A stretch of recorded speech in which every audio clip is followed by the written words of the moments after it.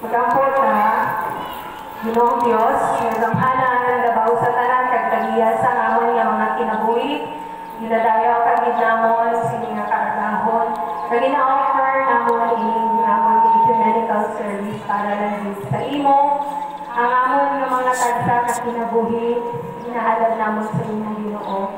Sabay nga samtang kami mag-ahimo sa inyo nga programa, ikaw magpaghikot sa amon nga ito nga makikistorya ka Ginoo sa pinasahin nga pamaagi, biglasan ni mo manong hambal. Ang amon nga speaker subong, Reverend Jen Ibarda, ikaw ang mag-anoint sa iyang Ginoo, ihatag mo sa amon clearly ang imong mga pulong, wala sang anuman nga sagabal, kag ginahingilan namon ang buhat sa kaaway nga imo pulan Ginoo pinagi sa imo galaan nga gahom wala sa anuman nga mapupuhat para mag-disturbo sa imo pulong aton sa siningaga.